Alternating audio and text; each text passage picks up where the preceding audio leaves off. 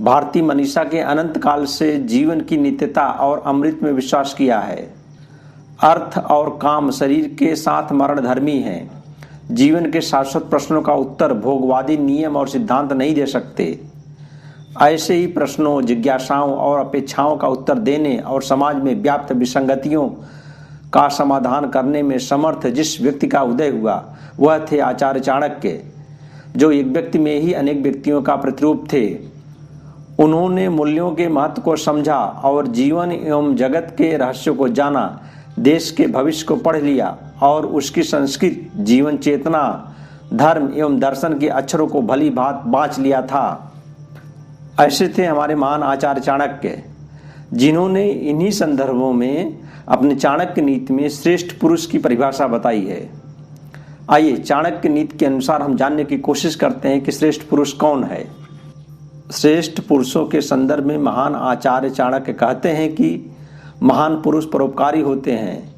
ऐसी पुण्य आत्माओं का भोग करने योग्य धन सदा दान देने के लिए ही होता है। वे कभी भी उसका संचय नहीं करते, क्योंकि दान देने के कारण ही दानवीर कर्ण, महाराज बलि और विक्रमादित्य की कीर्ति आज भी अक्षुण्ण है।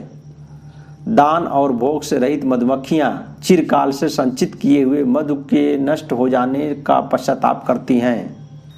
सज्जन व्यक्ति धर्मपरायण, मधुर वाणी बोलने वाला, दानशील, इष्ट मित्रों के प्रति निष्पाप, गुरु के प्रति पूज्य भाव, अंतःकरण में समुद्र की सी गंभीरता लिए, आचार व्यवहार में पवित्रता, गुणों में रसात्मकता, शास्त्रों का ज्ञाता, रूप में मोहकता और परमेश्वर के प्रति अपार शक्ति भाव लिए होता है। अत्यंत आनंद मग्न योगी को देखकर एक गृहस्थ ने पूछा, मुनिवर आप अति प्रसन्नचित्त नजर आते हैं, आशा है आपको उत्तम परिवार मिला होगा, कृपया अपने परिवार के बारे में बताएं।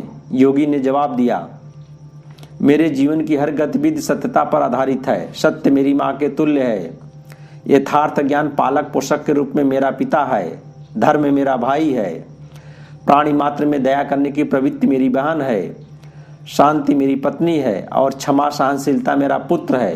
ये मेरे 6 स्वजन हैं, जिन्हें पाकर मेरा जीवन धन्य है और इसीलिए मैं अत्यंत आनंदित हूँ।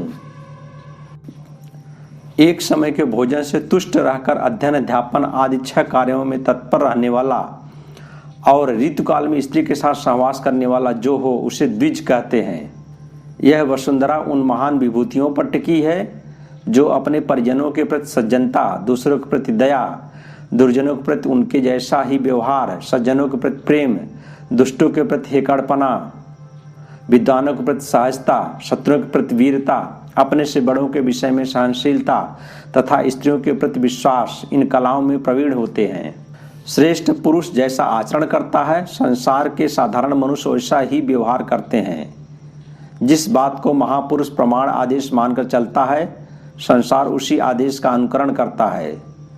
इसी तरह राजा के धार्मिक होने पर प्रजा धर्मपरायण, राजा के पापी होने पर प्रजा पापी तथा राजा के उदासीन होने पर प्रजा भी उदासीन हो जाती है। प्रजा राजा का अनुसरण करती है, जैसा राजा होता है वैसा ही प्रजा भी होती है। प्रजा के सुख दुख को स्वयं जानने की इच्छा से अपने देश में भ्रमण करने वाला राजा लोकप्रिय होता है। विद्वान भी देश विदेश घूमकर नया ज्ञान प्राप्त करके वंदनीय बनता है। योगी सन्यासी को परिव्राजक कहा जाता है। वह सर्वत्र घूमकर जन सामान्य के कष्टों का निवारण करता है, परंतु नारी का स्थान अपना घर ही होता है, उसका भ्रमणशील होना अभीष्ट नहीं है। मनुष्य जन्म दुर्लभ है। अपने संचित पुण्य कर्मों के फल स्वरूप ही आत्मा को मानव देह प्राप्त होता है। धन, मित्र, पत्नी, भू संपत्ति तो उसे बार बार मिल जाते हैं, मानव देह बार बार नहीं मिलता। इसका सदुपयोग नहीं किया तो वह वरदान फिर नहीं मिलता। ब्राह्मण वृत्ति के व्यक्ति प्रायः धनहीन होते हैं, लक्ष्मी की कृपा उन पर नहीं होती। कारण बतलाते हुए लक्ष्मी ने विष्णु भगवान से कहा, ऋषि अगस्त ने मेरे पिता समुद्र को भी पी डाला। ऋषि भृगु ने विष्णु भगवान के वक्षस्थल पर पद प्रहार किया था। ब्राह्मण मेरी सौत सरस्वती की पूजा करते हैं और शिव जी की पूजा के लिए मेरे कमल पुष्पों को तोड़ते हैं, इसलिए मैं ब्राह्मण के घर नहीं रहती। जो ब्राह्मण सांसारिक कर्मों में लीन रहकर पशु पालता हो, व्यापार और खेती करता हो, वह वैश्य कहलाता है।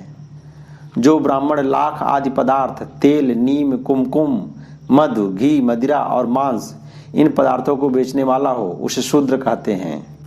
जो दूसरों के कार्यों को बिगाड़ने वाला, ढोंगी, अपने ही स्वार्थ साधन में तत्पर, छली, द्वेषी, ऊपर से अत्यंत नम्र और अंदर से क्रूर हो, ऐसा ब्राह्मण बिलार कहलाता है। जो ब्राह्मण बावड़ी, कुआं, तालाब, बाग बगीचे और देवालयों के तोड़ने फोड़ने में निडर हो, वह म्लेच्छ कहलाता है। जो ब्राह्मण विद्वानों और गुरुओं के धन को चुरा लेता है, पर नारियों पर कुदृष्टि रखता है और सब प्राणियों में निर्वाह कर लेता है, वह चांडाल कहलाता है। सज्जन व्यक्तियों का जीवन परोपकार पूर्ण रहता है।